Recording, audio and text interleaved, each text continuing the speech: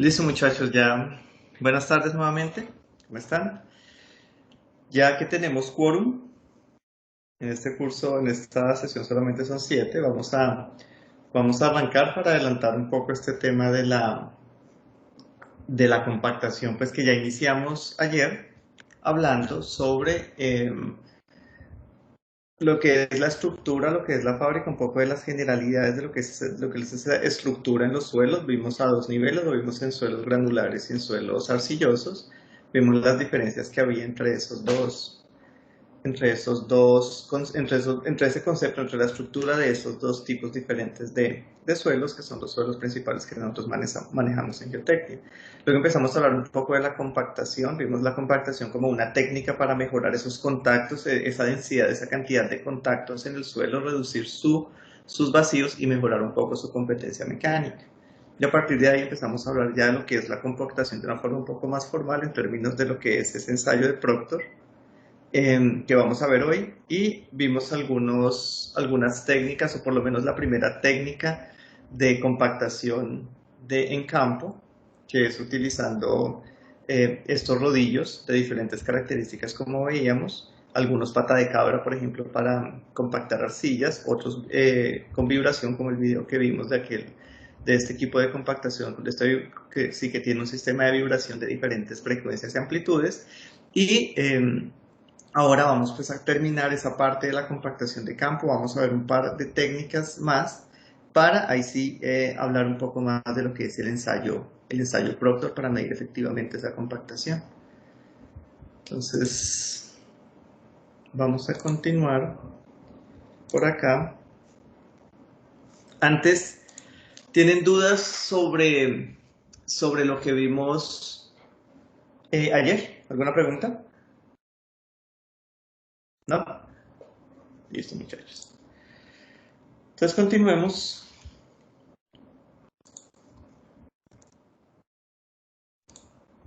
Compartir mi pantalla, mi sonido.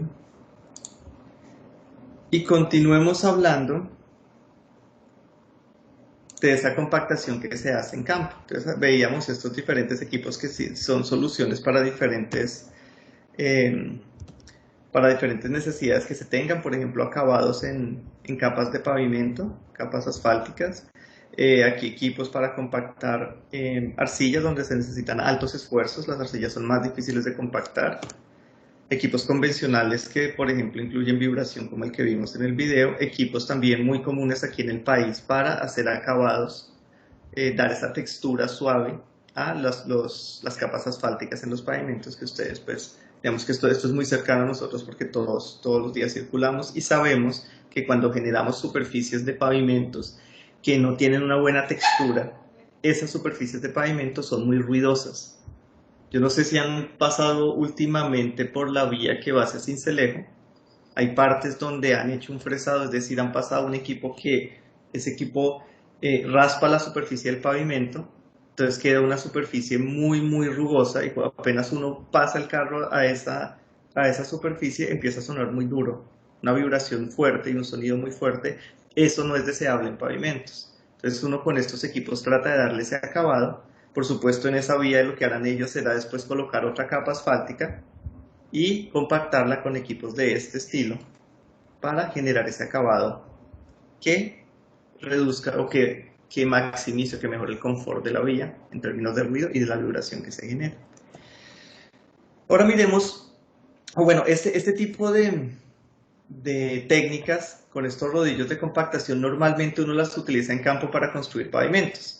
¿Qué me refiero con eso? Capas en las que yo o zonas en las que yo voy a llevar un material, lo voy a colocar y luego lo voy a compactar en unas capas relativamente delgadas, como veíamos en el video de ese aproche, de esa zona de aproximación al puente. Entonces son capas de 20, 30, 40 centímetros que yo extiendo y después compacto con este material, con este tipo de equipos, perdón. Pero ¿qué pasa? A veces hay condiciones en campo donde nosotros necesitamos es mejorar el suelo que está allá y son espesores muy grandes de suelo. Entonces, si yo estoy hablando de un espesor de 5 metros o de 7 metros o de 3 metros del suelo, yo no puedo sacar todo ese suelo en, no sé, en 1 kilómetro, si es un aeropuerto, 2 kilómetros, si es una pista de aeropuertos. Yo no puedo sacar 2 kilómetros de suelo, excavar 2 kilómetros, en una longitud de 2 kilómetros por 5 metros de profundidad, sacar todo el suelo y luego colocarlo en capas y compactarlo con un equipo de estos. Yo necesito buscar otro tipo de técnicas que me permitan mejorar ese peso unitario, esa densidad del suelo, mejorar ese nivel de compactación, pero ajustado a esas condiciones que tengo de unos espesores mayores. Entonces ahí empiezan a surgir técnicas como esta, una técnica que se llama vibroflotación, que normalmente me sirve a mí para el mejoramiento o para densificar, para compactar capas granulares de espesores grandes del orden de 20 metros. Entonces aquí, repito, pues no es viable que yo saque todo el material de acá, lo excave y después lo coloque nuevamente compactándolo con un rodillo.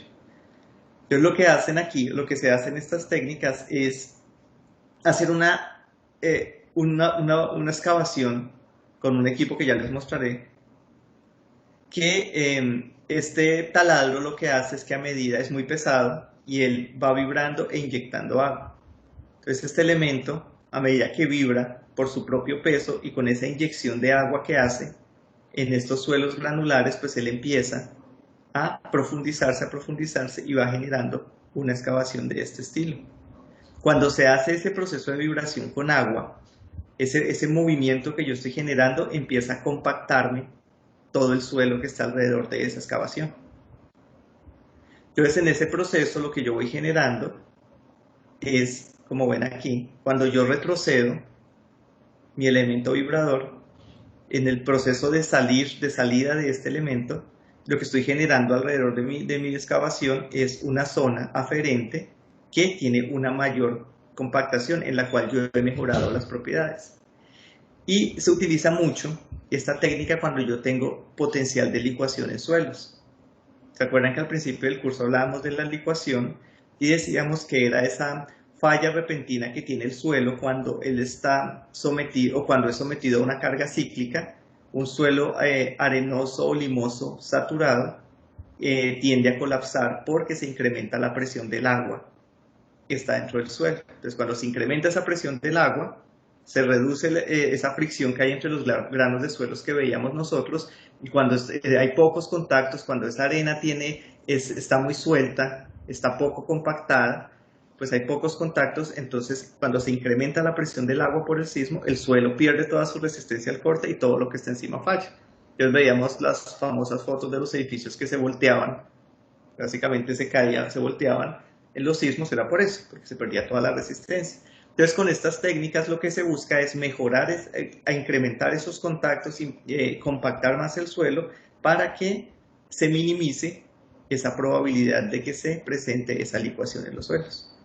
O sea, aquí está un poco la descripción del proceso. Uno puede alternativamente hacer la excavación y a medida que va haciendo, a medida que se va retirando de la excavación, se van colocando gravas y se va generando una columna de grava en la excavación, como ustedes ven acá. Se hace primero la excavación y luego progresivamente se va colocando grava en la excavación y se va retirando este elemento para generar una columna de grava que va a permitirme generar una mayor resistencia y una mayor compactación de todo el suelo que está alrededor. Y adicionalmente, al ser una columna de grava, me va a permitir que el agua fluya de la arena hacia la grava. La grava tiene una permeabilidad mayor que la arena, entonces el agua va a tender a salir del suelo por esta columna de grava, lo que me va a contribuir con el proceso de compactación. Entonces quiero que lo miremos un poco aquí, en un video. Vibrocompactación, el que me equivoqué ayer.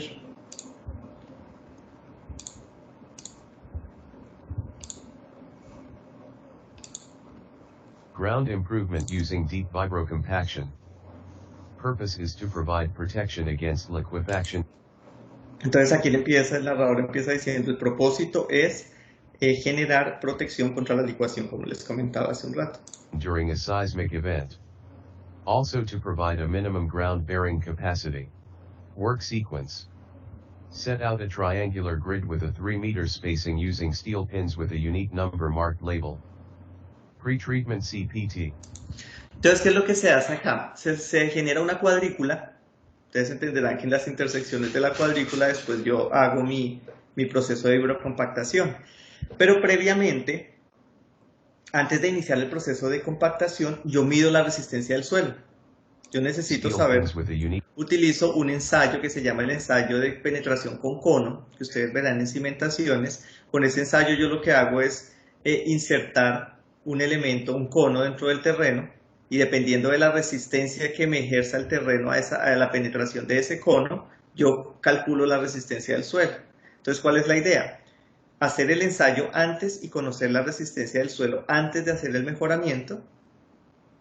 Luego hacer todo el mejoramiento y medir nuevamente en varios puntos de la cuadrícula, medir esa resistencia para verificar que efectivamente yo estoy mejorando la resistencia del suelo. Si no lo compruebo, pues ¿para qué lo hice? Entonces normalmente uno verifica antes y después de hacer el tratamiento al suelo con esta vibrocompactación. Number marked label. Pre-treatment CPT. That is, cone penetration testing, will be undertaken to access the existing ground strength. The vibroplot will be positioned over the compaction point and the bottom water jets and air jets open to allow flushing. The vibroplot will penetrate into the ground under its own weight. Entonces aquí se coloca el elemento de vibroflotación. Ese elemento lo que va a hacer es que es bastante pesado, entonces él va a poder descender por su propio peso, por el efecto de vibración que genera, como les decía, y también porque él está, la palabra que usa es flushing, está inyectando agua, el agua sale por la punta y ella ayuda a que este elemento muy pesado vaya avanzando y vaya vibrando todo el suelo a su alrededor y generando esa zona más compacta, que yo puedo o llenar de grava o simplemente dejar esa zona más compacta ahí. Aquí le hacen un tratamiento adicional, como veremos. Using the vibratory effect, assisted by the water flushing. The compaction will be carried out in steps of 0.5 to 1.0 meter each, and the holding time at each step will be up to 60 seconds. As the soil is compacted, a crater will appear at the ground surface, which will be continuously filled out in steps of 0.5 to 1.0 meter each, and the holding time at each step will be up to 60 seconds. Entonces aquí lo que hacen es que una vez se retira ese elemento de vibroflotación, ya sea que se colocó o no aquí grava, asumamos que aquí se colocó grava en esta excavación, se genera o se le coloca un peso para mejorar ese proceso de compactación. Este peso muy grande en cada una de esas columnas, lo que hago es localmente ir aumentando la resistencia del suelo, lo que a la postre, cuando yo aumento localmente algo que se conoce como el efecto de arco en geotecnia, me va a generar una mejora del promedio de la resistencia del suelo. Entonces, por eso es que se hace en una cuadrícula, para ir en esa cuadrícula ir haciendo el mejoramiento. Por supuesto que cuando cuando yo coloco ese peso grande encima, pues aquí lo que genero es una sobreprofundidad, es un hueco básicamente asociado a este peso que estoy colocando. Después tendré que, para nivelar todo, habrá que rellenarlo y compactarlo, pues ya ahí sí con un equipo, con un rodillo de compactación o con un compactador manual. Depende de las dimensiones. As the soil is compacted, a crater will appear at the ground surface, which will be continuously filled with surrounding sand by the attendant loading shovel. Post-treatment CPT will be undertaken to assess and monitor the compaction. Miren que acá está este rodillo de compactación que se utiliza para compactar pues todos los espacios que van a quedar, esas zonas donde se colocan estos pesos, van a quedar. Hay que después dejar de todas formas la superficie, la parte superior, que sea uniforme. Load-bearing tests will be carried out during the course of the works, using a plate loaded to 1.5 times a working load. Equipment: vibroplot with extension tube, hydraulic power packs mounted on crane, diesel engine-driven water jetting pumps, compressors, crawler cranes with 60-ton capacity, water tank, dewatering pump. Este es el equipo, ese equipo de vibroflotación. Ustedes ven acá cómo él es bastante robusto.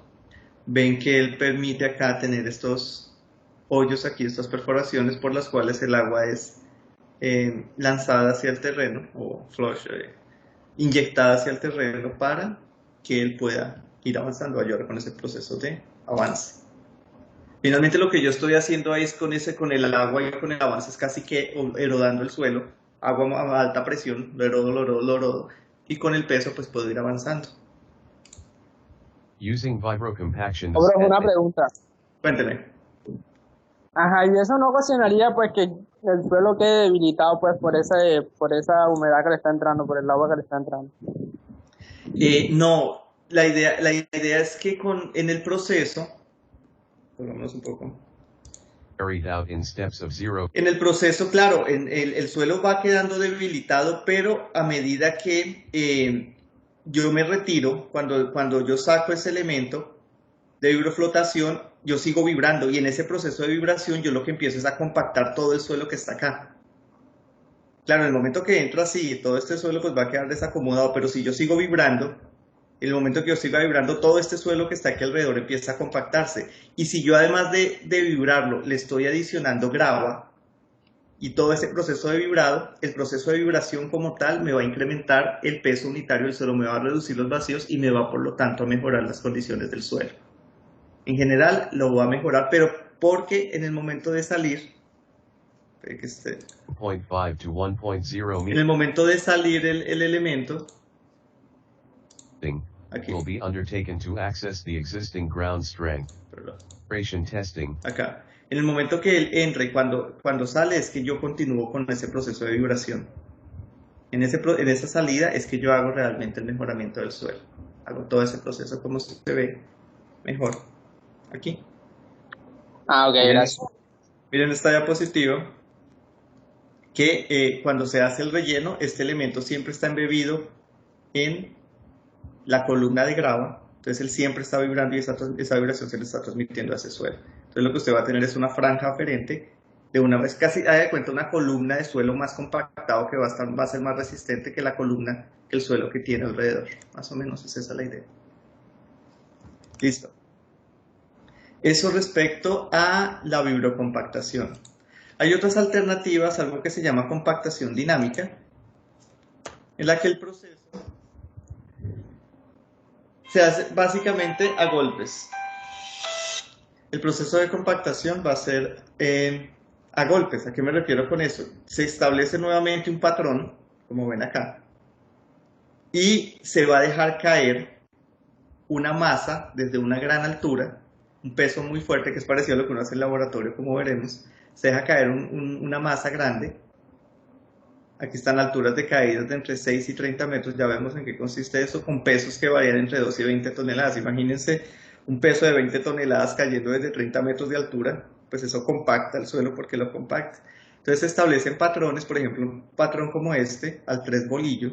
3 bolillo indica esta intercalación así, no sé si ustedes utilizan ese término en otros cursos. Esta intercalación, este desfase que hay una fila respecto a la otra, eso quiere decir al 3 bolillo. Entonces lo que se hace es que, por ejemplo, yo inicio con esta fila, dejo caer mi peso sobre el suelo, en esta fila, en esta fila, en esta fila, y luego en esta fila, en esta fila y en esta fila. El objetivo es básicamente el mismo, y es generar una compactación de ese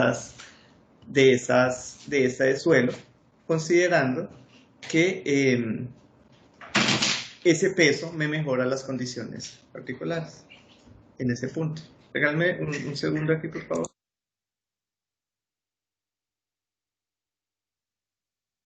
Entonces vamos a ver ahora un video que muestra esa técnica para ilustrarlo mejor, y se llama compactación dinámica. Dinámico en general, dinámico se refiere a que yo no estoy haciendo un proceso de una carga lenta constante, sino que estoy haciendo ese proceso de caída rápido de un peso. Eso implica que el proceso es un proceso dinámico, controlado por la aceleración de la masa que estoy dejando caer. En general, en ingeniería y lo que nosotros llamamos mecánica, eso es un proceso dinámico. Entonces, miremos este.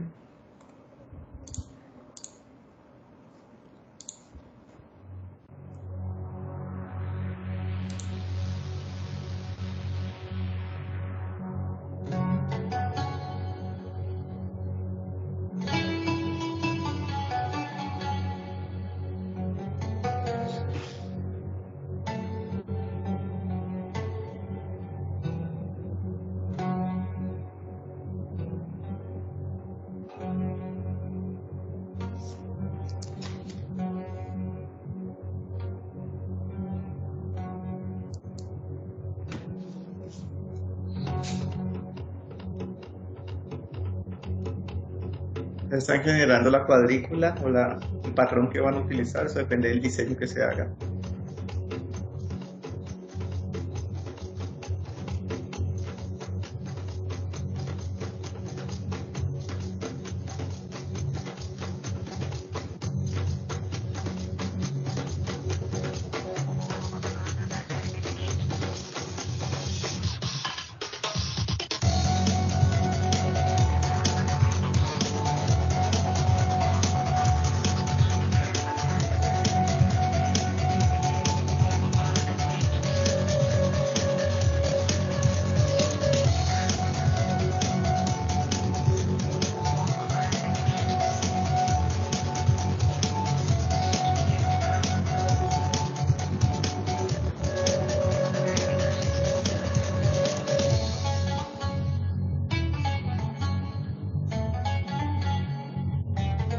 Imagínense que eso puede ser la pista de un aeropuerto o un área para un parqueadero o para unas instalaciones industriales donde se van a poner equipos pesados.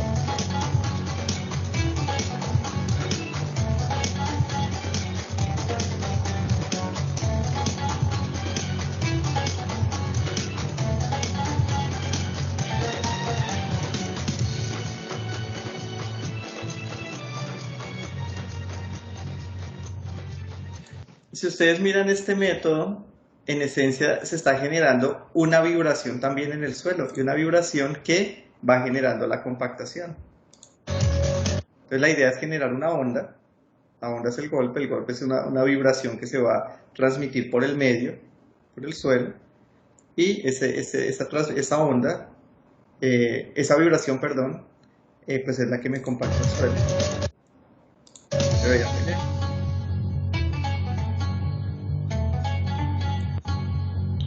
Entonces aquí ustedes lo que trata de representar cómo las partículas del suelo con la vibración de la onda se van reacomodando, esos suelos glandulares.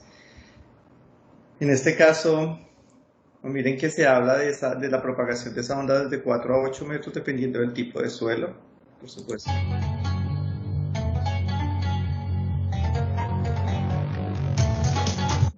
Listo, muchachos. Entonces esa es otra forma de hacer esa compactación, repito, cuando estamos hablando de suelos donde o proyectos donde yo necesito hacer un mejoramiento de capas de suelo in situ, sobre todo capas granulares, para la construcción de proyectos donde esas cargas van a ser grandes. Miren que al final, pues esto me va a generar es un área llena de huecos. Miren que de todas formas se tiene que hacer un proceso constructivo convencional de traer material, extenderlo y compactarlo. Ustedes vieron ahí los procesos para generar la superficie de trabajo, una superficie que sea lisa, que sea uniforme, pues, para poder hacer todo el proceso constructivo posterior a esa compactación. ¿Listo? Entonces digamos que hasta ahora, hasta este punto, bueno, aquí antes de seguir, aquí alternativamente miren que ellos para incrementar la efectividad en profundidad de la zona, miren que van rellenando con grava a medida que van generando digamos que ese carácter generado por el peso, van adicionando grava y con eso pueden ir incrementando la profundidad de alcance de ese proceso de compactación. Eso por supuesto pues no va a quedar así con esta forma perfecta que ustedes ven acá, eso va a quedar pues mucho más irregular y va a tener un límite, ¿no? La fricción del suelo en algún momento no va a permitir que penetre más este elemento, por más que yo le coloque el peso y lo deje caer varias veces, va a haber un punto en el que la fricción y el confinamiento que genera pues ya no lo deja avanzar más. Pero es una forma, digamos, de hacerlo más eficiente.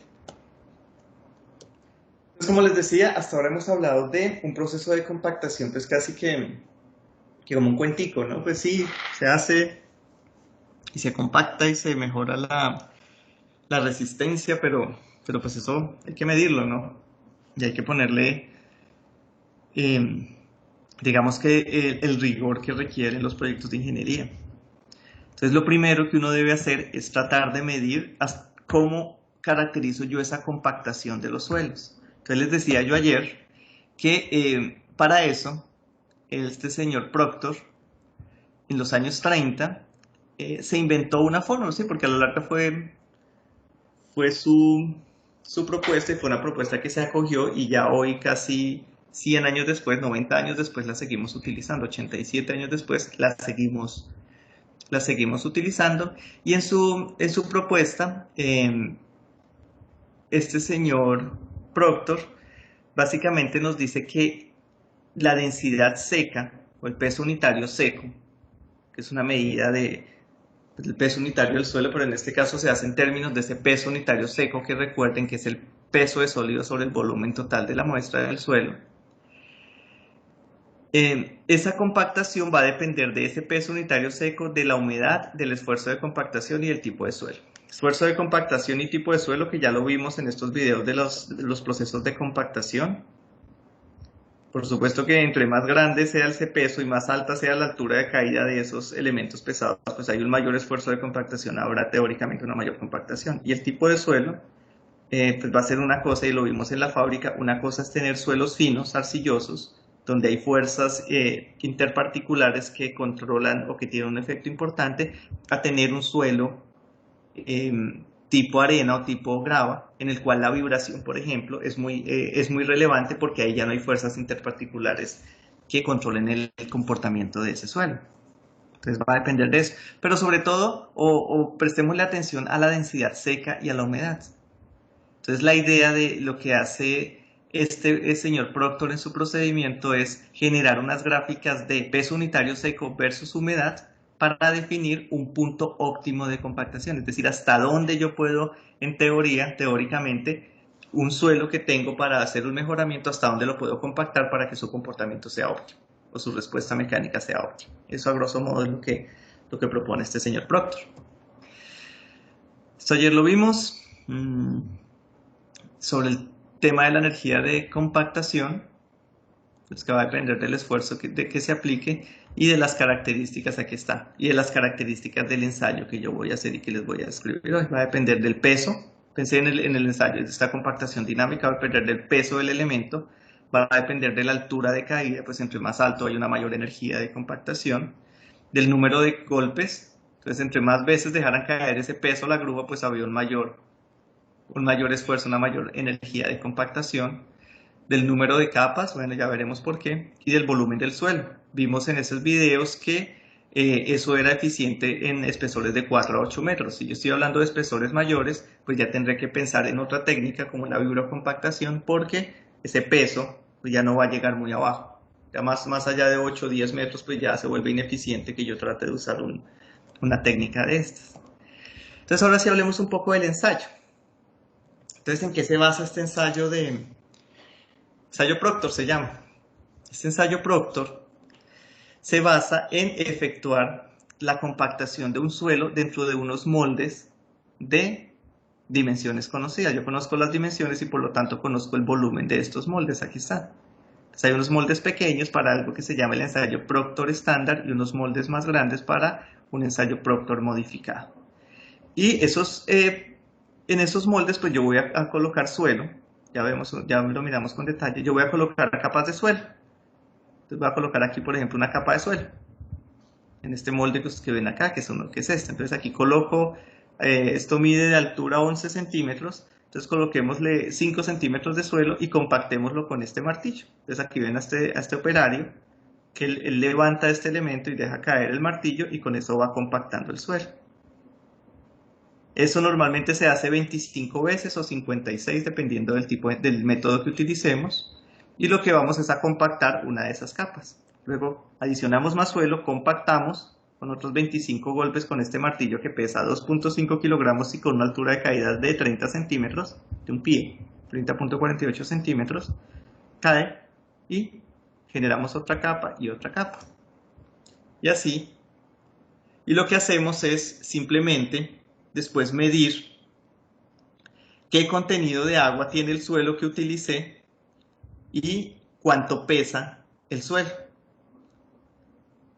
El suelo que yo puse dentro de este molde. Entonces, si yo conozco el volumen del molde, conozco el peso del suelo que tengo dentro del molde y conozco su humedad, pues yo puedo calcular el peso de sólidos y puedo calcular la densidad seca. Entonces yo puedo, para cada uno de esos ensayos, para cada contenido, para cada humedad y cada suelo, yo puedo conocer su peso unitario seco y su contenido de agua. Entonces el ensayo, como les decía, tiene diferentes variantes. Hay uno que se llama el ensayo estándar, que utiliza martillos como el que les mostré, como este que está aquí dibujado, de 2.5 kilogramos o 5.5 libras, con una altura de caída de 12 pies. Se hace para materiales que pasan el tamiz número 4, el 3/8 y el 3/4. Utiliza el suelo, lo coloca en 3 capas. Utiliza para el método A y el método B de este método estándar, utiliza 25 golpes. Para el método C ya utiliza 56 golpes, es decir, ahí va a utilizar un mayor esfuerzo de compactación. Por otro lado tenemos el ensayo modificado, que utiliza unos martillos más grandes y unos moldes más grandes. Los compacta no en 3 sino en 5 capas, lo mismo utilizando 25 golpes o 56 golpes. Entonces vamos aquí, y aquí vamos a ver un poco más sobre ese ensayo. Entonces en Colombia, ese ensayo, y ustedes por favor van a revisar esta norma, se está estandarizado en las normas INVIAS, las normas que hemos utilizado en todo este curso, y está en la norma INV 141, el estándar, el Proctor estándar o normal, y en la norma INV 142 está el ensayo modificado. Esta es una adaptación de la norma que les estoy mostrando acá en esta presentación. Esta es la ASTM. Nosotros aquí lo que hacemos es adaptarla. Y en Colombia, pues las INVIAS nos describen estas mismas características de los ensayos. Entonces, dependiendo del tamaño del molde y del peso del martillo, pues tengo el estándar o el normal y el modificado. ¿Listo? Entonces esas son como las generalidades de este ensayo. Entonces ahora miremos un poco qué es lo que hacemos. Entonces lo que tenemos es el molde, que es una sección transversal del molde, y en ese molde yo lo que hago es añadir suelo. Añado aquí mi suelo y con el martillo lo voy a compactar. Pensemos que lo voy a compactar con un ensayo estándar, es decir, con el molde más pequeño, que tiene los 11 centímetros de altura, y lo voy a compactar, o voy a llenar el molde en 3 capas, voy a compactarlo en 3 capas, y en cada capa la voy a compactar con 25 golpes de este martillo que pesa 2.5 kilogramos. Entonces lo que hago es colocar el molde,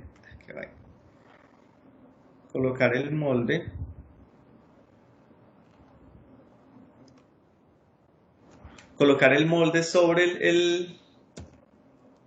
el suelo y dejarlo caer, perdón, el molde no, colocar el martillo sobre el suelo, dejar caer el martillo, simplemente se deja caer y empiezo a compactar el suelo.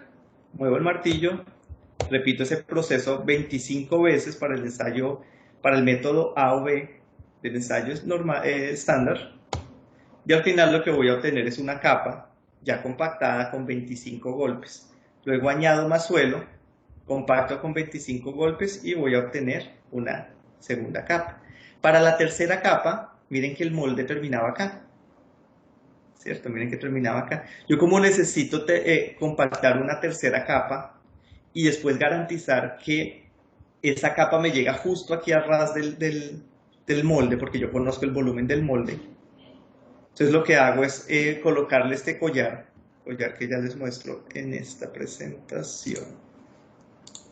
Miren que él tiene un collar encima, este anillo que uno le pone encima, es ese collar que me va a permitir a mí, ahora, ya cuando coloqué el collar y le puse la última capa de suelo, nuevamente compactar, repito el proceso, compacto la capa con 25 golpes o con 56 según el método que estoy utilizando, y al final lo que voy a obtener es una tercera capa que va justo por encima de la parte superior del molde, aquí justo donde está el contacto con ese collar, de tal forma que al final yo puedo retirar este collar y enrasar para que aquí me quede justo aquí a ras, a nivel. Y yo garantice que el volumen que tiene el material aquí adentro es el volumen que tiene el molde. Que si nosotros venimos acá, el volumen del molde pequeño, es 944 centímetros cúbicos. Eso ya está estandarizado por el ensayo.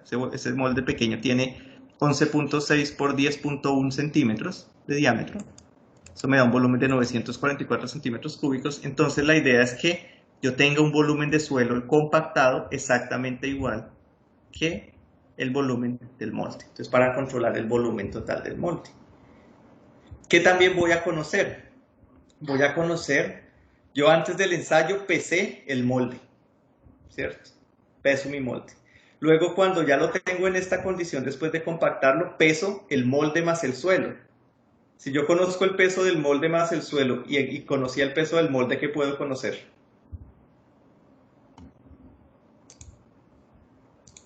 ¿Qué peso conocería? Si yo le resto al peso del molde más el suelo el peso del molde, ¿qué tendría? El peso del suelo. Muy bien, el peso del suelo, gracias María Angélica. Entonces ya tendría el volumen total y el peso total de suelo, ¿cierto? Fácil. Entonces, ¿qué información es la que yo recolecto durante el ensayo? Recolecto el peso del molde, pues antes de empezar el proceso de compactación. Luego, cuando termino aquí de hacer mis capas, sean 3 o sean 5, según el tipo de ensayo que voy a hacer, yo peso todo esto. Llevo esto y lo peso, entonces así, con la diferencia, yo ya tendría el peso, de aquí puedo sacar el peso del suelo húmedo. Voy a poder también, yo una vez termino, yo mido esos pesos, yo saco el suelo de acá y saco una muestra para medirle la humedad. ¿Se acuerdan que para medir el contenido de agua del suelo yo lo que hacía era que sacaba la muestra, la metía en un platón, una tapita, un elemento al cual yo le conocía el peso, le adicionaba el suelo húmedo, luego llevaba el suelo, y pesaba todo eso, luego llevaba ese suelo al horno, lo secaba, pesaba el suelo seco y ya conocía qué contenido, o podía calcular qué contenido de agua se había evaporado y podía calcular el contenido de agua del suelo o humedad. Entonces aquí yo a cada elemento, a cada ensayo yo le mido la humedad. Y pues también conozco el volumen del molde. Y les dije, este señor Proctor propuso el método en términos del peso unitario seco. Nosotros por ahora conocemos el peso total. ¿Qué conocemos de nuestros ratios de fase? Conocemos el peso, que lo medimos con esa resta, conocemos el volumen total porque conocemos el volumen del molde y conocemos la humedad porque la medimos llevando la muestra, una muestra de ese suelo al horno. Entonces, para conocer, ¿qué conocemos? Conocemos el volumen, conocemos el peso y nos falta conocer el peso de sólidos. Porque yo necesito calcular el peso unitario seco y acuérdense que el peso unitario seco es el peso de sólidos sobre el volumen total. Entonces, sí, conozco el volumen total, pues este ya lo conozco, me falta conocer el peso de sólidos. Para conocer el peso de sólidos yo conozco la humedad y sé que la humedad es el peso del agua sobre el peso de sólidos. Sé que el peso total es igual al peso del agua más el peso de sólidos, entonces el peso del agua es igual al peso total menos el peso de sólidos. Está ahí nada raro. Reemplazo esta ecuación aquí, entonces me da que la humedad es igual al peso total menos el peso de sólidos sobre el peso de sólidos. De ahí despejo que el peso de sólidos es igual al peso total sobre 1 más la humedad. Reemplazo esta ecuación en esta y obtengo que el peso unitario seco es igual al peso total, que lo conozco, sobre 1 más la humedad la conozco, sobre el volumen total, que lo conozco. Entonces ya puedo conocer, para esa condición específica, puedo conocer el peso unitario seco. Y conocía su humedad. ¿Listo? Fácil. Pero yo, ¿para qué hago eso? Dice, bueno, listo, sí, pues sabe la humedad, usted compactó su suelo y sabe el peso unitario seco y sabe la humedad y qué. Eso se hace para construir una gráfica como esta.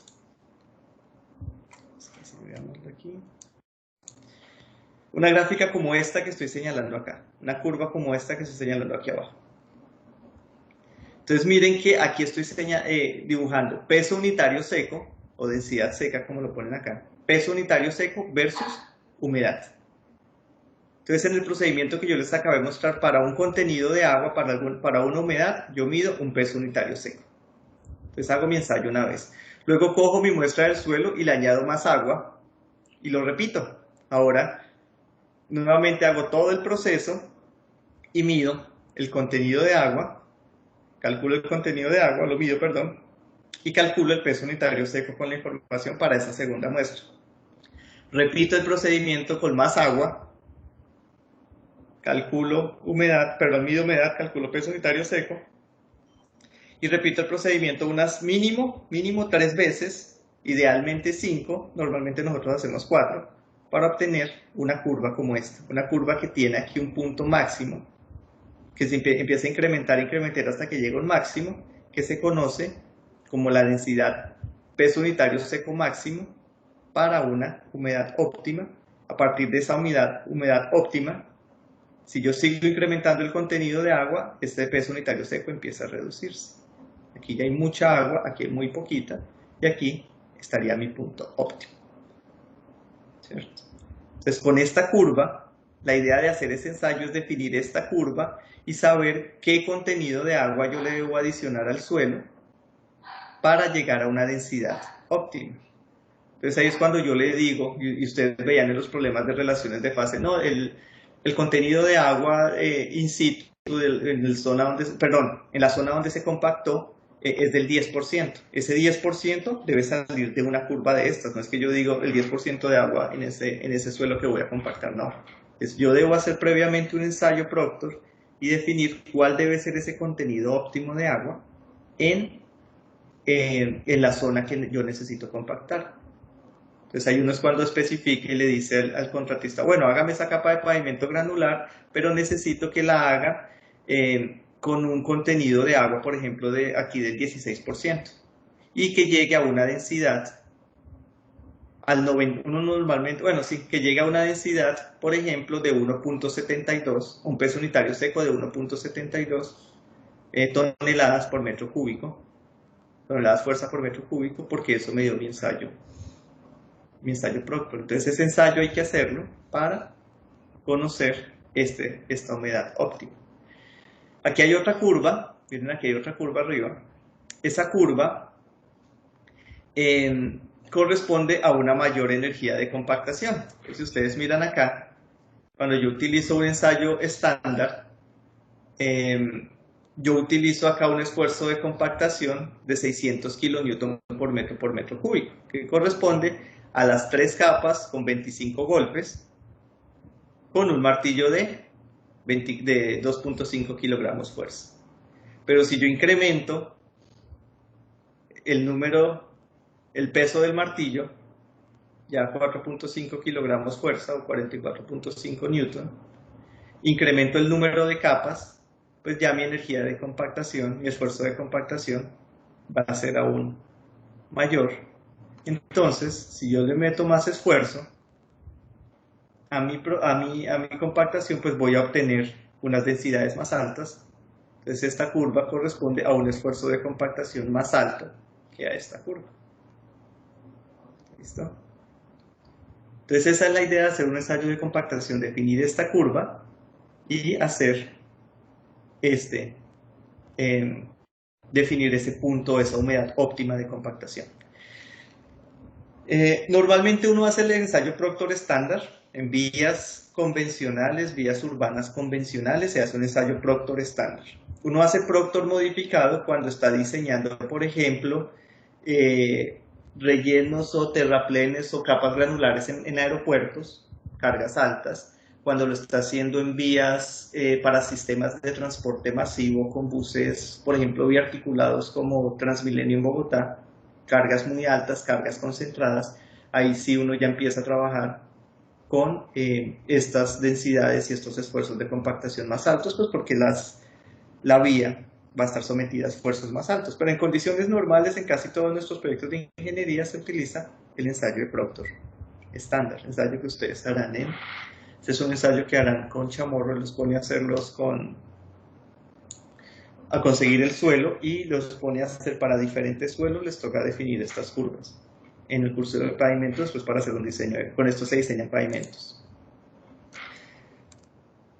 Ok, aquí, perdón. Quiero que veamos un video de cómo se hace ese ensayo.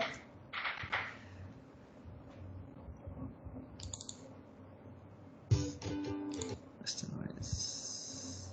Creo que es este. Sí. Entonces miremoslo aquí, es muy sencillo. El ensayo realmente es muy fácil. Entonces lo primero es tamizar, porque si ustedes miran acá, volvamos aquí a la tabla, a esta tabla.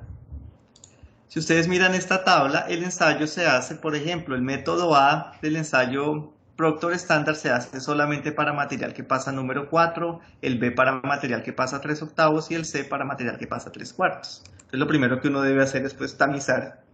En este caso parece que es una malla de como de 3/8. Sí, esta es una malla de 3/8, entonces lo que hace primero es tamizar el material.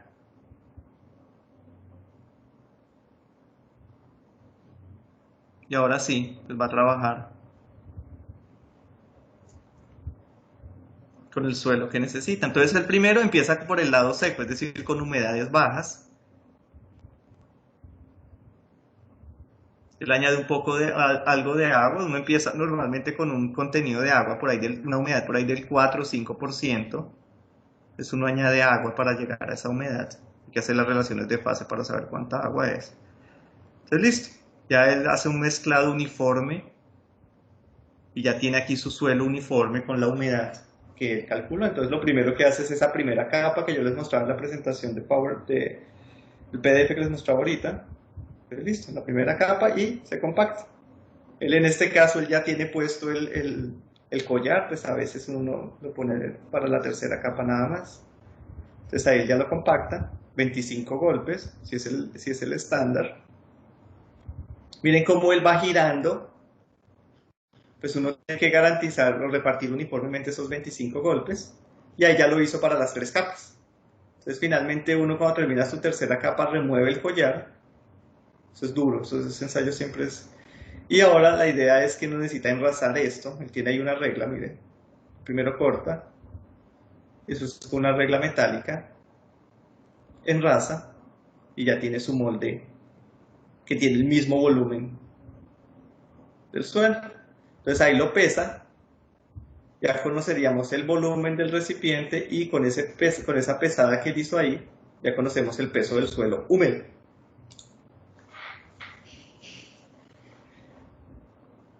Luego saca su muestra, ya saca el suelo de ahí, eso normalmente toca con un martillo. Eso queda bien confinado ahí, eso queda resistente.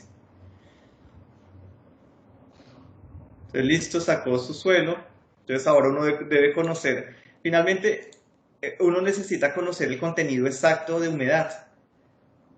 Entonces a pesar de que uno sabe cuánta agua le adicionó y tendría una idea de qué humedad tiene el suelo, no, uno debe después de que termina, como está haciendo él, inmediatamente sacar una muestra de ese suelo, del centro normalmente de esa muestra, de esa probeta. Miren que él saca una muestra. Él la mete en este platón, él conoce el peso del platón, 14. Saca su muestra para humedad, la pesa, entonces este es el peso, este va a ser el peso del platón más la muestra húmeda. Entonces si resto peso del platón más la muestra húmeda menos peso del platón, pues tengo el peso de la muestra húmeda. Luego se lleva esa muestra, perdón, este platón se lleva al horno, se seca y una vez seco, 24 horas a 100 grados centígrados, a 105 grados centígrados, vuelve y se pesa y pues ya tengo el peso de la muestra seca y ya con eso puedo calcular la humedad. El peso de la muestra seca es el WS que veíamos en las relaciones de fase. Entonces ya con eso conoceríamos la humedad y ya podemos hacer un punto de nuestra curva. Ahora repetimos el ensayo con una humedad mayor, ahora miren que esto tiene más agua, se repite todo ese procedimiento, esto ya tiene más agua, miren que ya la muestra tiene ya se genera como cierta cohesión por esa succión que hay en el agua, Y miren este que le está mostrando acá, yo sigo incrementando el contenido de agua y miren que esta muestra ya está muchísimo más húmeda. Entonces hay que hacer varios ensayos para poder generar la curva.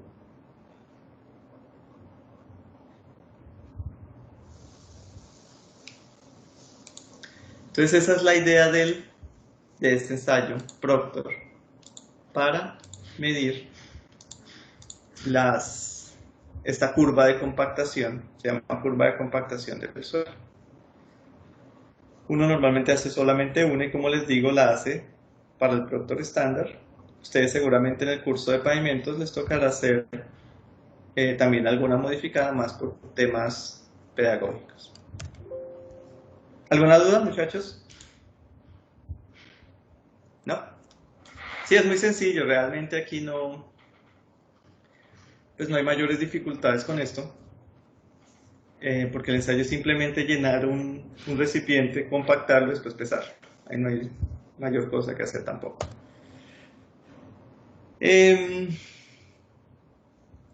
¿Por qué uno dice, bueno, y por qué la curva tiene esa forma? Porque yo voy a obtener un peso unitario seco máximo. Porque no simplemente el peso unitario seco se incrementa indefinidamente. Eso tiene su razón de ser. ¿Cuál es la razón de ser? Bueno, aquí tengo tres curvas. La 1 tiene una mayor energía de compactación que la 3. Esta será un Proctor estándar y esta será un Proctor modificado con 56 golpes. ¿Por qué yo cuando parto de humedades bajas y empiezo a incrementar el contenido de humedad, empieza a incrementarse el peso unitario seco? Es decir, empieza el suelo a estar cada vez más compactado. ¿A qué creen que se debe eso?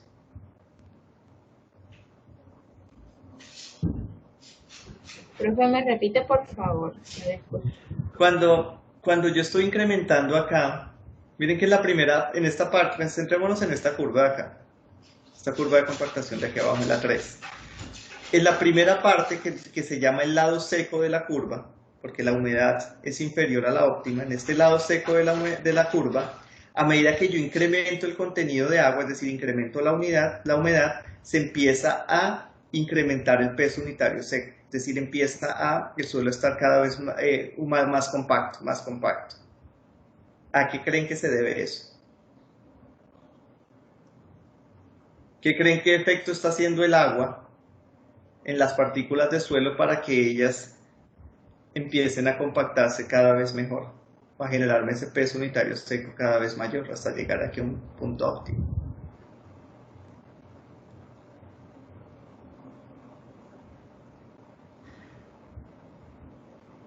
¿No?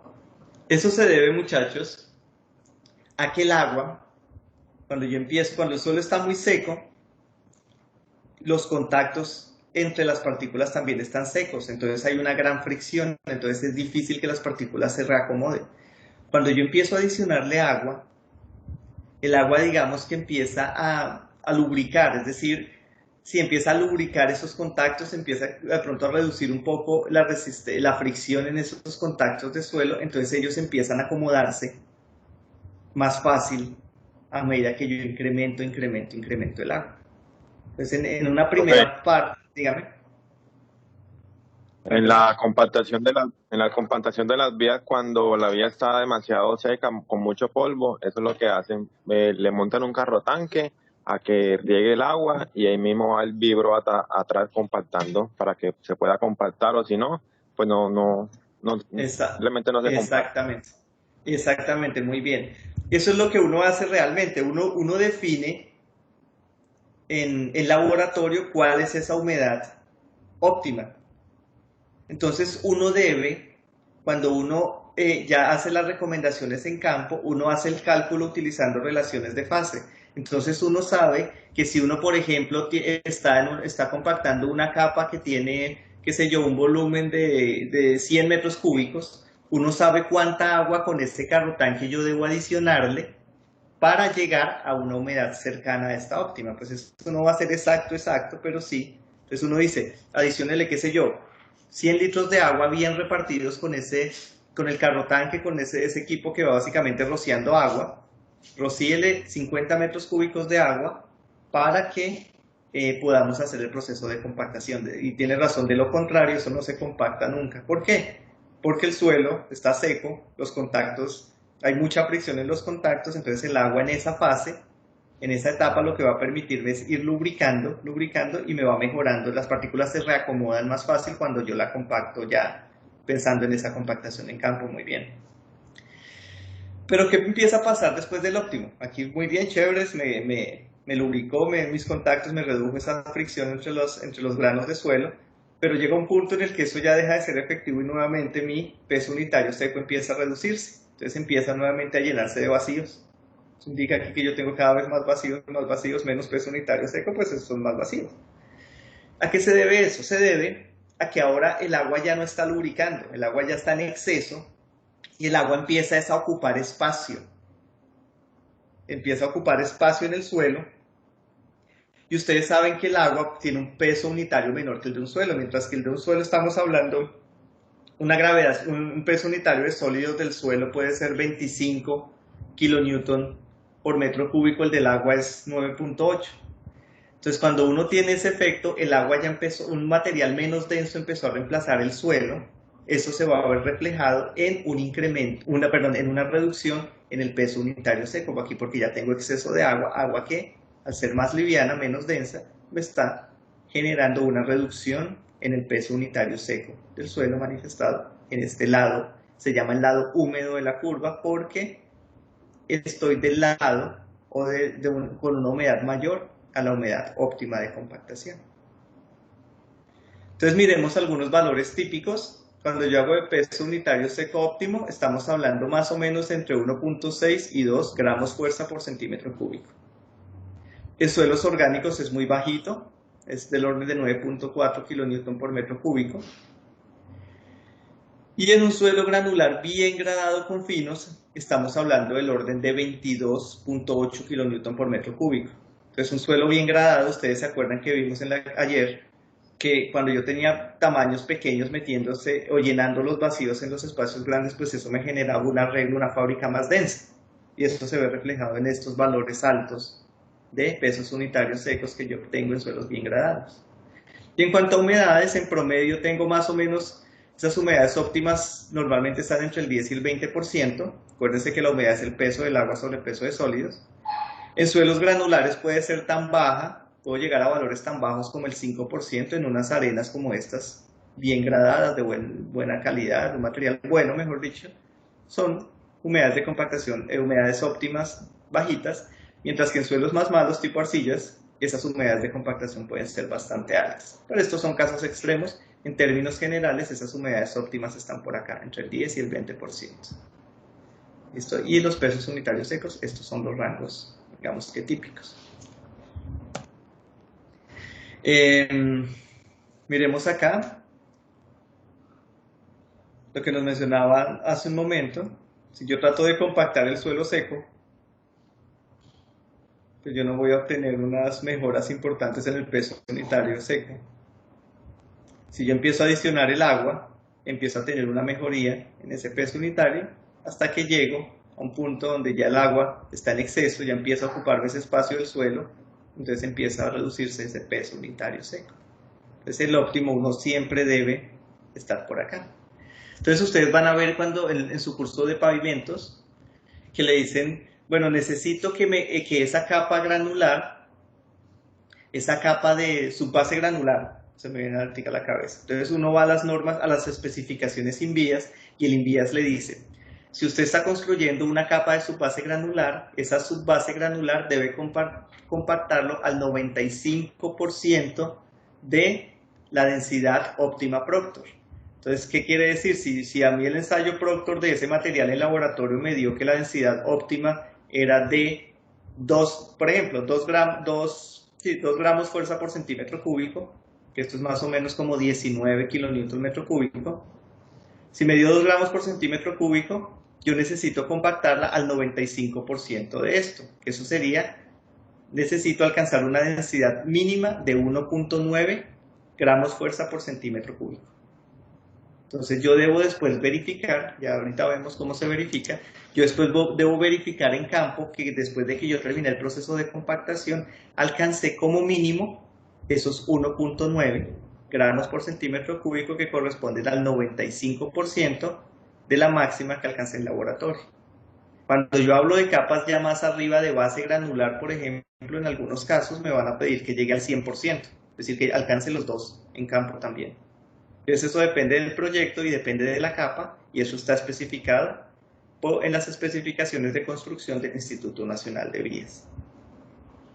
Entonces cuando estén ya trabajando en proyectos deben referirse a ella porque es la norma que uno debe cumplir. Mínimo debe llegar a eso. Miremos algunas curvas de compactación de algunos suelos. Pensemos que todas estas curvas de compactación están generadas para la misma energía de compactación. Aquí está para un ensayo Proctor estándar. Ya son viejitos, una referencia bien viejita. Años 60, ya. ¿Cuántos? 60 años. Pero sigue siendo válida. Entonces pensemos que todas son misma energía, pero para diferentes suelos. Aquí, estas que yo les mostraba acá es el mismo suelo, pero diferente energía. Pues a mayor energía alcanza una mayor densidad, un peso unitario seco. Pero aquí es misma energía, diferente suelo. Entonces cuando yo voy a obtener las máximas densidades a los menores contenidos de agua, como les decía hace un momento, para suelos granulares normalmente bien gradados. Por ejemplo, una arena bien gradada y con algo de limo, con algo de limo. Esos limos pues van a ser finos, que no son arcillosos y que me van a llenar esos espacios vacíos, entonces me van a generar estas altas densidades, estos altos pesos unitarios seco.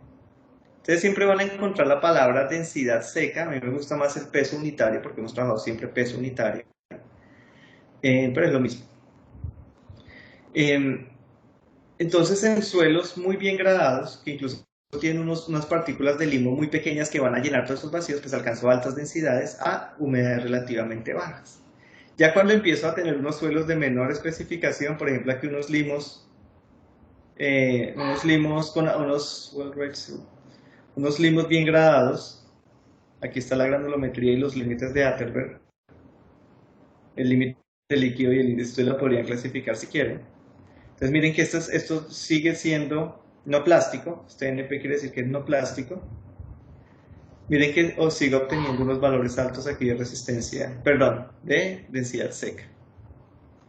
Ya en el otro extremo, cuando yo tengo una arena, tal vez la 8, que es una arena pobremente gradada, es una arena que todos los tamaños son iguales, aquí se ve 94% arena, poco limo, pues va a haber muchos vacíos que se van a generar entre los granos, pero esos vacíos no hay quien los llene. Entonces pues voy a obtener unas densidades, unos pesos unitarios secos bastante bajos comparados con el caso del material bien gradado. E intermedio voy a empezar a tener arcillas blandas, como esta que tengo acá, esta Fat Clay, son arcillas blandas, bastante compresibles. Entonces voy a tener una curva de este estilo, miren.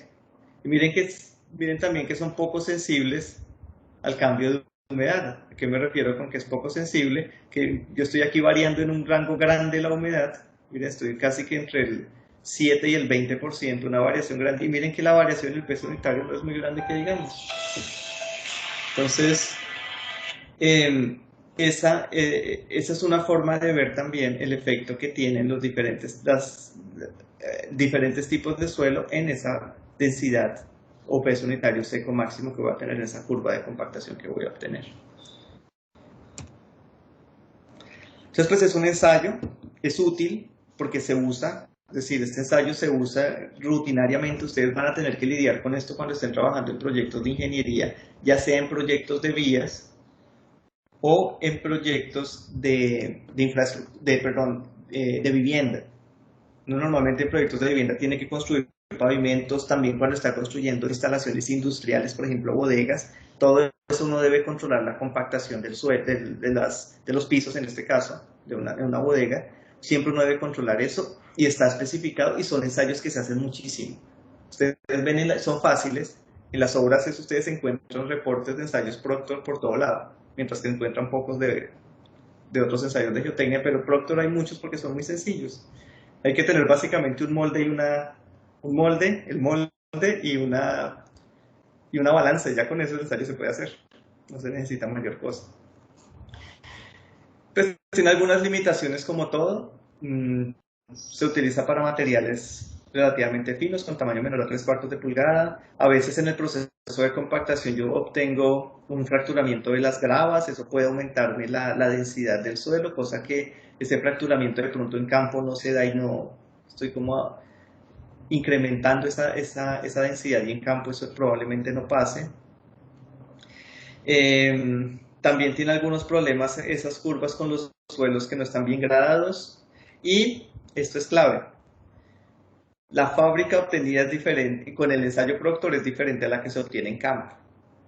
Y es lógico, ¿no? Una cosa es que yo, volvamos, le dé golpes a un suelo aquí en el laboratorio con esto, con este martillo, y otra cosa es que yo utilice un equipo de compactación con vibración como este.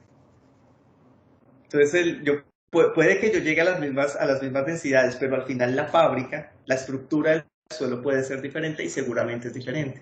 Entonces, quizás mi comportamiento, o quizás si yo hiciera mi curva Proctor, cambiando la forma como compacto, o mi curva de compactación, cambiando la forma como compacto, de pronto con vibración, estandarizando vibración, no se hace, yo obtendría una curva diferente. ¿Por qué? Porque la fábrica es diferente. Y les decía ayer, la respuesta del suelo pues depende de la fábrica, porque depende de los contactos en el suelo. Entonces a veces estas mediciones son un poco indirectas y uno pues empieza a llenarse de dudas, pero funciona. Funciona con estas limitaciones, el método funciona. Hablemos un poco de las arcillas. En las arcillas, cuando yo compacto arcillas, tengo un proceso en el que inicialmente, miren las arcillas, aquí están recuérdense que son láminas.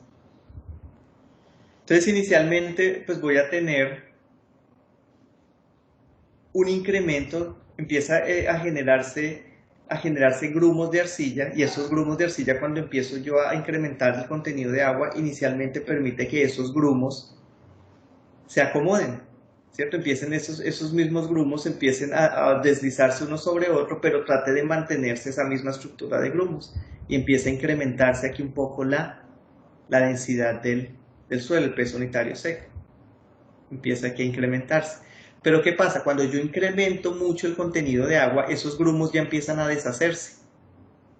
Y en su lugar empieza, por el alto contenido de agua, el agua empieza a interactuar con estas láminas de arcilla, y la arcilla ya empieza a orientarse de esta forma, a orientarse paralela, en láminas paralelas unas a las otras. Y cuando eso pasa, empieza a incrementarse el contenido de agua, empiezo a tener yo aquí una fábrica completamente diferente y una reducción de ese peso unitario seco. Esta es una condición bastante crítica. Uno normalmente tiende a compactar siempre del lado seco, tanto arcillas como suelos granulares. No siempre compacta por la humedad óptima o por debajo. 90, 85% de esa humedad óptima. Uno normalmente no compacta por encima, sobre todo arcillas, porque empieza a tener estos problemas. Cuando las arcillas empiezan a tomar esta fábrica, por el exceso de agua, su resistencia es bastante menor, su resistencia al corte residual es muy bajita. Entonces esto no es deseable de ninguna forma en proyectos. Uno siempre trata de compactar en la óptima o por debajo. En este caso, la seguridad es irse un poquito por debajo de la óptima, no irse por encima. Eso es importante. Uno compacta por el lado seco de la curva, no por el lado húmedo. Bueno, aquí algo ya para recordar un poco sobre los suelos granulares. Ellos se compactan mejor por vibración. Vimos que como ellos son fuerzas gravitacionales, cuando yo vibro, pues ellos se mueven y se acomodan bastante bien. Y va a estar controlado la compactación de esos suelos por las características del suelo, por supuesto por su granulometría y su gradación, que sea bien o mal gradado, y por el tipo de compactación. Ya lo vimos, es diferente utilizar los golpes que se utilizan en el laboratorio o utilizar un vibrocompactador como se utiliza en campo. Entonces, eso son cosas que hay que pensar, y que si ustedes miran la literatura técnica, eso hay miles de artículos, literalmente miles de artículos desde los años, yo creo que desde los años años 60 la gente estudia esto con mucho detalle. Desde los años 60 hay gente que estudia todo este tema de la fábrica y los efectos que tienen las diferentes formas de generar esa fábrica y diferentes formas de compactación. Hay muchísima literatura al respecto porque son diferentes de hecho. Recuerden que vimos ayer unos términos que era relación de vacíos máxima, que era esa fábrica, ese empaquetamiento, que es el más suelto de todos, el que genera el mínimo peso unitario seco, la mínima densidad. Y por otro lado tengo una relación de vacíos mínima, volumen de vacíos mínimo, aquí un volumen de vacíos máximo, y ese volumen de vacíos mínimo se refleja en una relación de vacíos mínima, y es el empaquetamiento teóricamente más denso que yo voy a tener en el suelo. ¿Listo? Son dos conceptos importantes, y son importantes porque a partir de esa relación de vacíos máxima y mínima se define algo que se llama la densidad relativa. Y la densidad relativa trata de medir qué tan compacto está un suelo en su estado natural o ya compactado en la obra. Y esa densidad relativa, pues es sencillo, se define como la relación de vacíos máxima menos la relación de vacíos in situ sobre la relación de vacíos máxima menos la relación de vacíos mínima. Esa es la definición. Y esa densidad relativa es un indicativo del comportamiento del suelo. Entonces pensemos un poco en esta densidad relativa. Si una densidad relativa tiene un valor cercano a 0,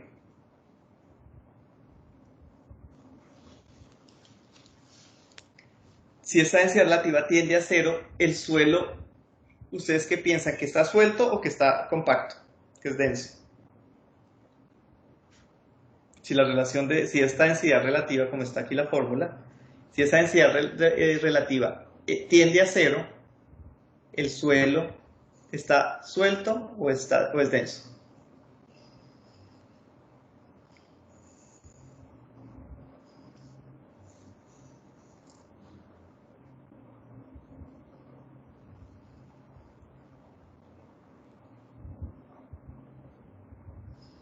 Entonces miremoslo por partes.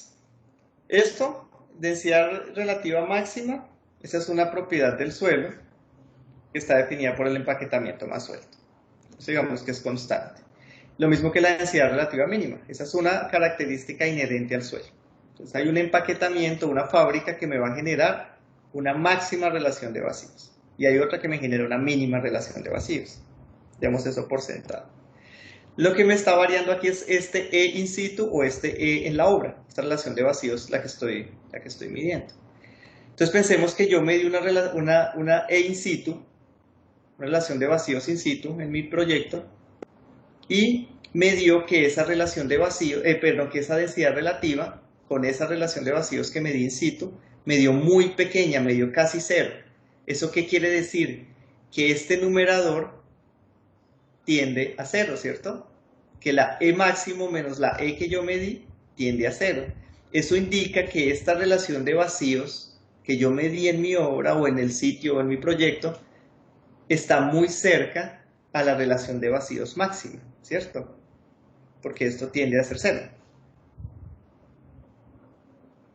Si yo tengo una relación de vacíos que es cercana a la relación de vacíos máxima, ¿qué indica eso? Que este suelo in situ ¿está suelto o es denso? Si es muy cerca a la relación de vacíos máxima que puede tener ese suelo. ¿Ustedes qué creen?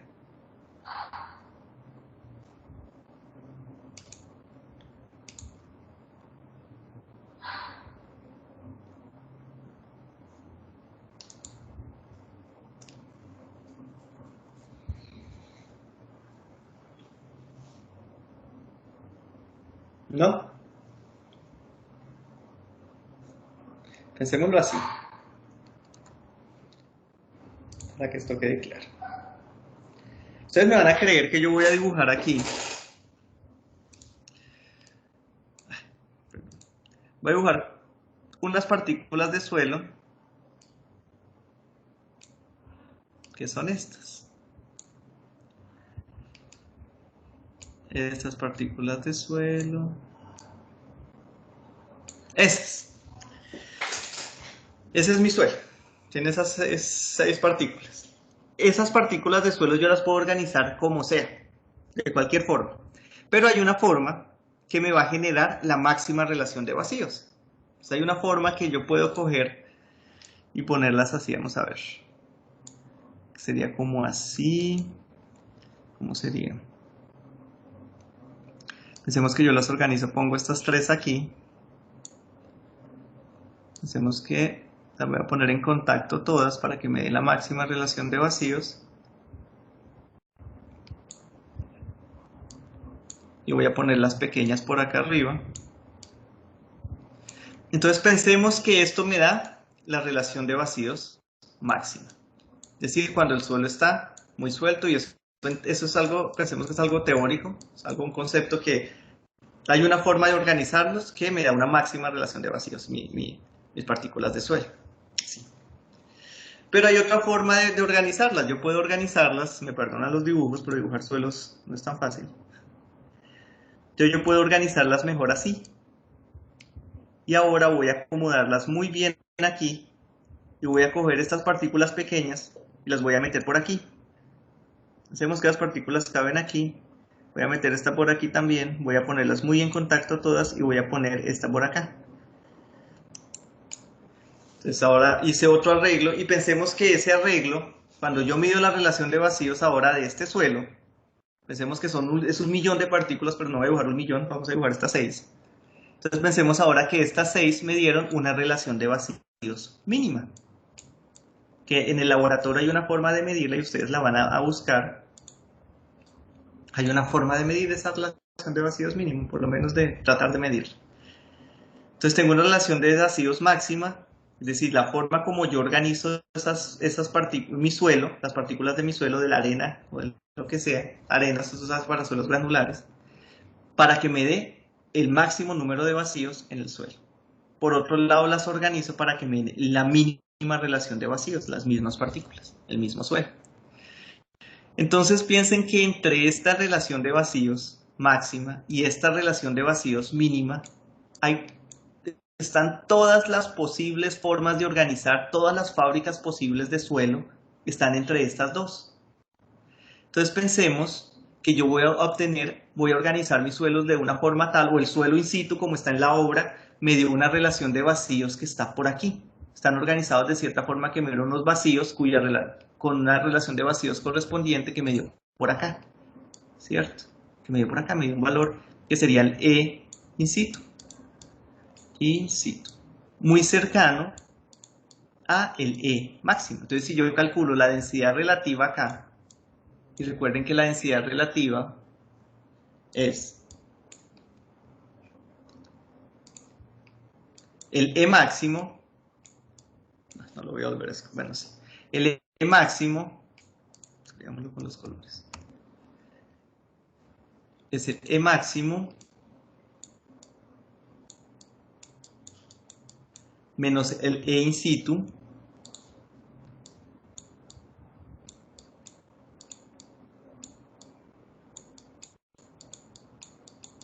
dividido el E máximo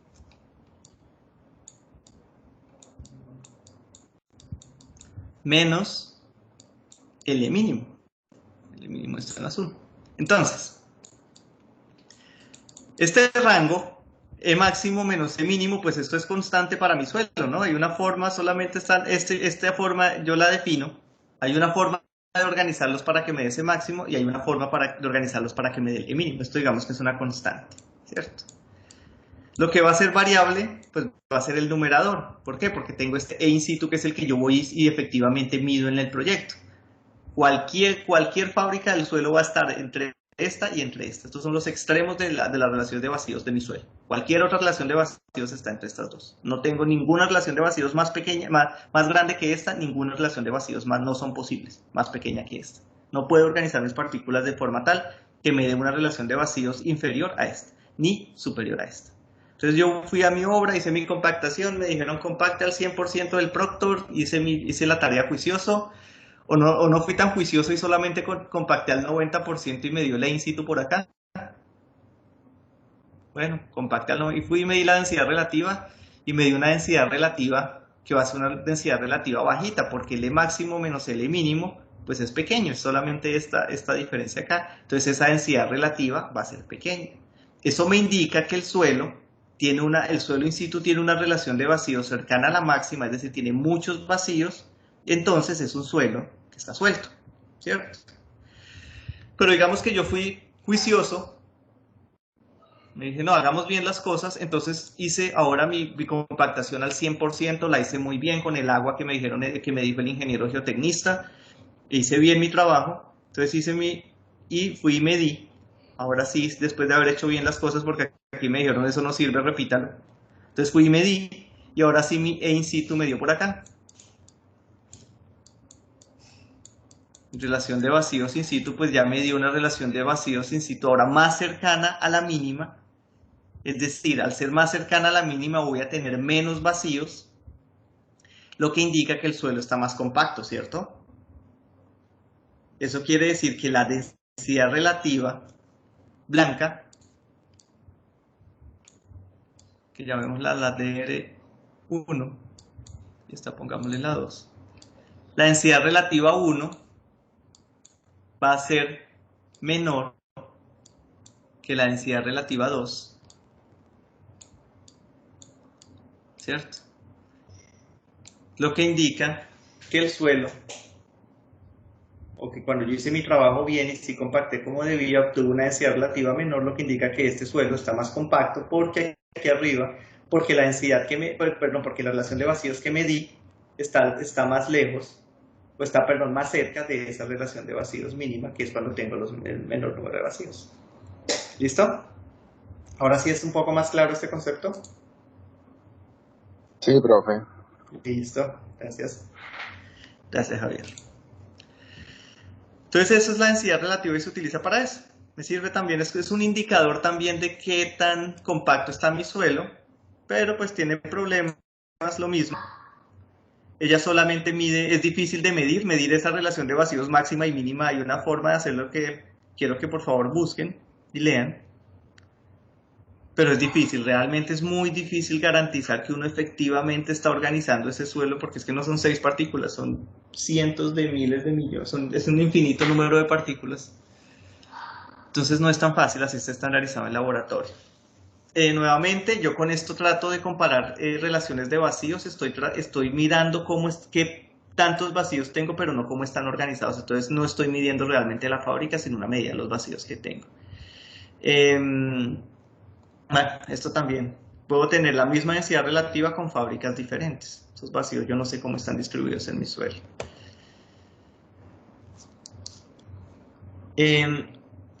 Vamos a terminar hoy con las densidades en campo. Porque es que ya les mostré cómo se mide en laboratorio, pero nos falta ver cómo se mide en campo. Entonces, para medir la densidad en campo, yo les decía hace un rato, cuando uno está en una obra, uno debe garantizar que la densidad llegue a un valor. Entonces, que sea el 90 o que sea el 100% de la que definí en laboratorio, ¿y cómo verifico yo que la que está en campo también sea efectivamente 20 kilonewton por metro cúbico y no que sean 16? Entonces, para eso, uno hace un ensayo, o hay tres opciones realmente. El primero es el cono de arena, que está en la norma INVIAS 161, y es un ensayo muy sencillo. Este ensayo también se hace en pavimento, nosotros en la universidad tenemos este equipo. ¿Qué es lo que hace uno? Uno va a campo y tiene este cono. Este cono que ustedes ven acá, aquí ven este recipiente. Ese recipiente se llena con una arena estandarizada, que puede ser una arena Ottawa, de las que les he hablado, una arena en la que yo conozco cuál es su peso unitario total. Yo conozco el peso unitario o total de esta arena, es una arena muy fácil, es una arena bien caracterizada, yo conozco. Entonces es clave que yo conozca el peso unitario de la arena de referencia, la que estoy utilizando en Nikon. Entonces, ¿qué hago yo?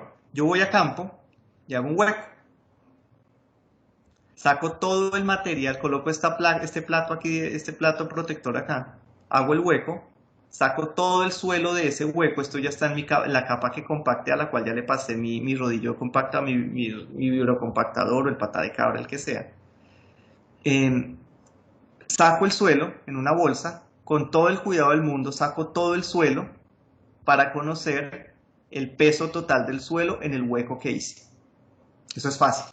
Con mucho cuidado, pues yo saco el suelo, lo llevo a una bolsa y puedo pesarlo y conocer el peso húmedo del suelo, el peso total del suelo con el contenido de agua que tiene acá, en el sitio.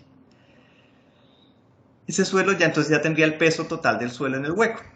Para conocer el peso unitario seco todavía me falta conocer el volumen del hueco y su humedad. La humedad pues la conozco fácil, llevo esta muestra, saco una muestra de aquí, la llevo al laboratorio, la peso, saco un poquito, saco una muestra pequeña, unos 100, 200 gramos en un platón, lo peso antes, lo peso húmedo, lo llevo al horno por 24 horas a 100 grados centígrados, lo seco, peso el suelo seco y ya con eso puedo calcular la humedad como ya ustedes lo han hecho. Entonces digamos que fácil, conocer el peso total del suelo en el hueco es fácil, conocer la humedad es fácil. Me falta el volumen del hueco. Entonces para el volumen es que yo utilizo el cono. Entonces lo que yo hago es que yo lleno este recipiente con arena. Aquí hay una llave. Ustedes ven, esto está conectado aquí. Aquí hay una válvula que yo abro y cierro. Cuando yo la abro, pues la arena que está aquí en este recipiente baja al cono.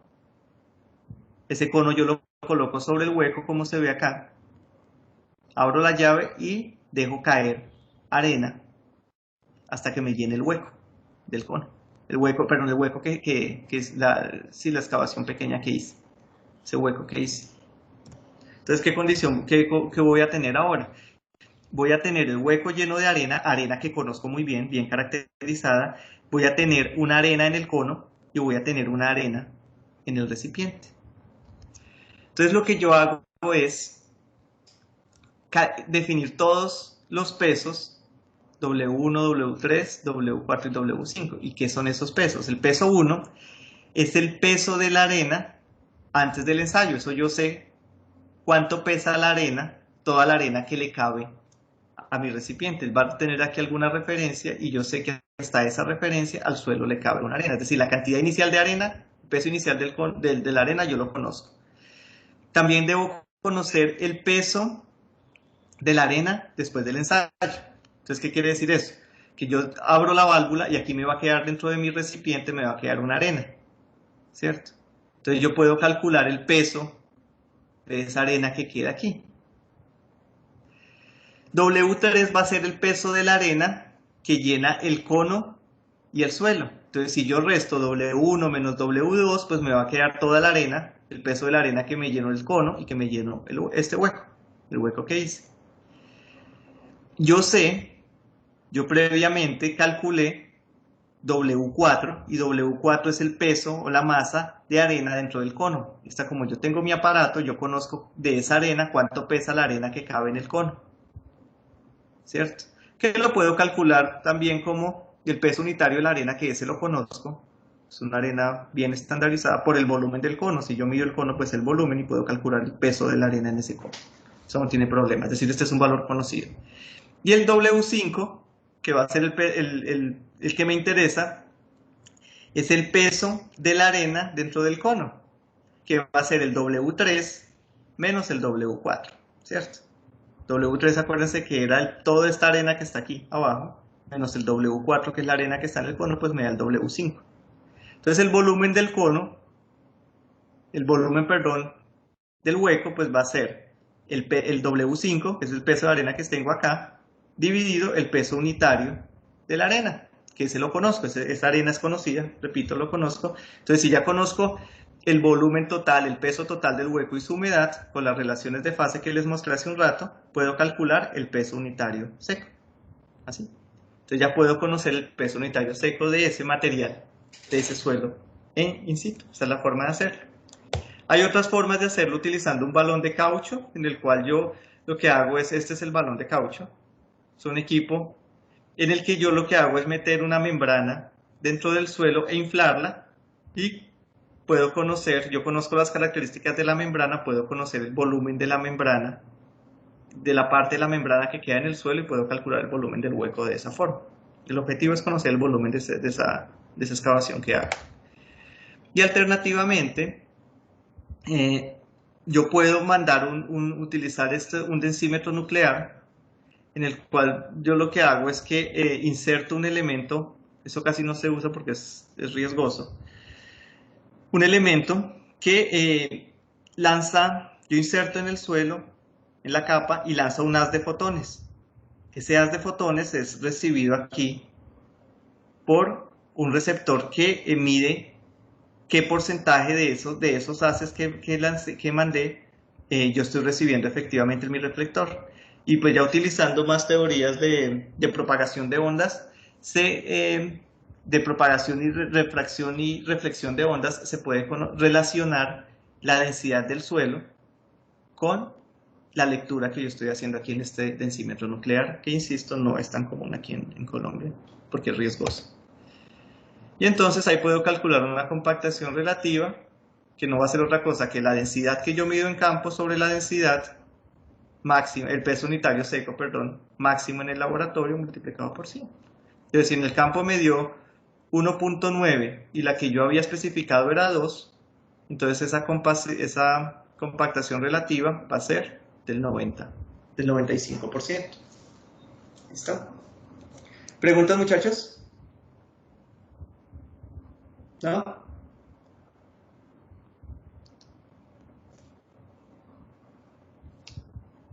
Listo, muchachos. Entonces, qué bueno.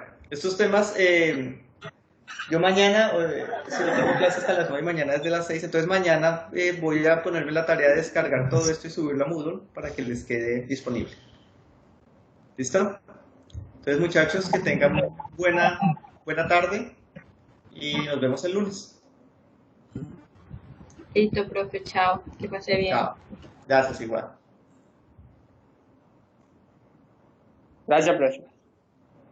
Con gusto. A ustedes, gracias.